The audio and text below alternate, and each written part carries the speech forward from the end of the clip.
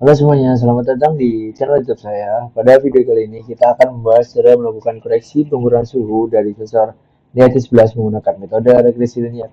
Sebelumnya yang belum kenal saya adalah Azrifan Winandria Putra, biasa dipanggil Jerry. Kali ini kita akan membuat program Python, membahas algoritma di baliknya, dan menganalisis hasil koreksinya. Yuk, simak-simak selesai.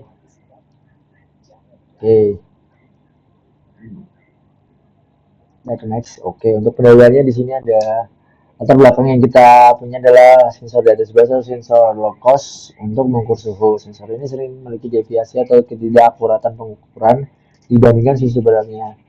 Tujuan dari saya membuat video kali ini adalah membuat program Python untuk memperbaiki deviasi pengukuran suhu sensor di atas 11. Kedua, menggunakan metode regresi linear untuk meningkatkan akurasi data pengukuran.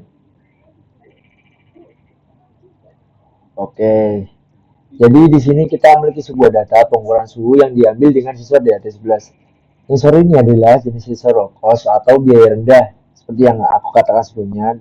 Dan ternyata hasil pengukurannya memiliki deviasi atau perbedaan suhu di suhu sebenarnya. Oleh karena itu, kita perlu membuat program yang bisa mengkoreksi hasil pengukuran dari sensor ini agar mendekati suhu yang sebenarnya. Pertama-tama, mari kita bahas ke algoritmanya yang kita gunakan untuk membuat program koreksi suhu ini. Untuk melakukan koreksi, kita menggunakan metode regresi linear sederhana. Metode ini cocok digunakan karena kita mengamati bahwa deviasi atau perbedaan antara suhu yang diukur oleh sensor dan suhu sebenarnya cenderung memiliki pola linear. Algoritma koreksi ini akan mengikuti beberapa langkah berikut. Nah, langkahnya yang pertama di situ kita bisa lihat. Pertama, kita menggunakan data pengukuran suhu dari sensor di atas 11 dan suhu sebenarnya ke dalam program. Data ini akan kita simpan dalam bentuk array atau list di Python. Misalnya, suhu dari sensor di atas 11 disimpan di suhu slash sensor dan suhu sebenarnya disimpan di suhu slash sebenarnya. Kenapa Kak kok bisa bilang suhu slash sensor? Nah, di sini kita coba kan next saja. Nah, sebentar aja ya. Di sini ada suhu sensor, yaitu suhu sensornya dan suhu sebenarnya itu di sini, teman-teman. Gitu. Oke, kita balik lagi. Kedua, menghitung rata-rata. Setelah data dimasukkan, kita hitung rata-rata dari kedua data tersebut, baik suhu sensor maupun suhu sebenarnya. Rata-rata ini diperlukan untuk menentukan kemiringan atau slope dari persamaan regresi kita. Oke, untuk selanjutnya yang ketiga, menghitung parameter regresi linear slope atau intercept-nya. Kemudian kita akan menghitung parameter untuk regresi linear, yaitu M atau slope dan C atau intercept. Nah, M mewakili beberapa besar perubahan pada suhu sebenarnya untuk setiap perubahan pada suhu sensor. Sementara C mewakili deviasi tetap atau bias dasar dari pengukuran sensor itu sendiri, teman-teman. Yang keempat, oke, menghitung suhu yang dikoreksi.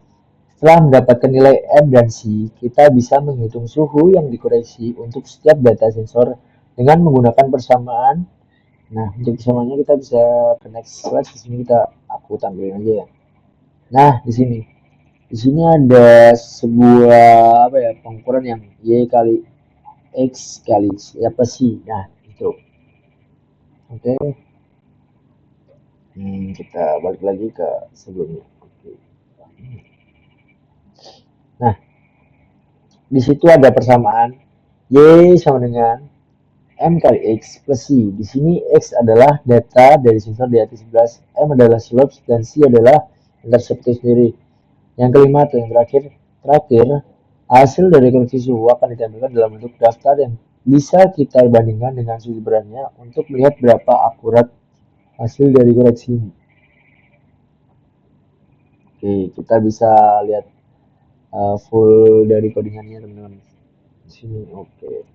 Nah, di sini ada suhu dari sensor di atas 11 dan suhu sebenarnya. Di situ ada bawahnya ada suhu sensor 10 bla bla bla dan suhu sebenarnya ada 11, 12 dan seterusnya gitu. Untuk baris ke-6 adalah jumlah datanya. Untuk baris ke-9 dan 10 adalah hitung nilai rata-rata dari suhu sensor dan suhu sebenarnya. Dan data ke-13 hingga 16 adalah hitung nilai M atau slopes dan C adalah intercept untuk regresi linear sendiri. Untuk baris ke-19 itu hitung suhu yang telah dikoreksi. Dan baris ke-22 dan 24 di sini ada tampilkan hasil dari koreksi itu sendiri, teman-teman. Nah, pada kode ini kita menggunakan rumus regresi linear untuk mendapatkan nilai M dan C. Lalu kita menghitung suhu yang telah dikoreksi dengan persamaan Y sama dengan M kali X dan C. Hasil akhirnya adalah suhu yang sudah dikoreksi yang mendekati suhu sebenarnya. Oke. Sekarang mari kita bahas analisis dari metode regresi linear yang kita gunakan. Metode regresi linear ini memiliki beberapa kelebihan dan kekurangan. Nah, di sini kan ada nih hasil-hasilnya nih. Data yang ke-1 menampilkan hasil dari data ke-1 kan di sensor itu 10 dan sebenarnya itu 11. Nah, di sini hasil kalkulasinya adalah 10,66 derajat Celcius. Dan untuk data kedua yang di sensor adalah di 11 dan sebenarnya ada 12. Untuk data kedua yang sudah dikoreksi adalah 11,76 dan seterusnya, teman-teman. Oke.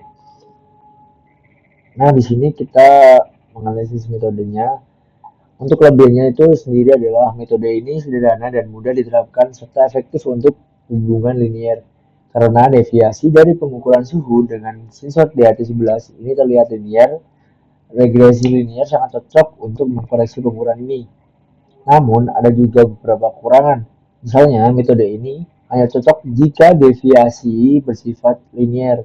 Kalau pola deviasinya tidak linear, seperti berbentuk kuadratik atau eksponensial, maka metode ini mungkin tidak memberikan hasil yang optimal. Selain itu, jumlah data yang kita punya juga berpengaruh terhadap akurasi koreksi ini. Semakin banyak data yang kita gunakan, semakin baik prediksi regresi yang dihasilkan.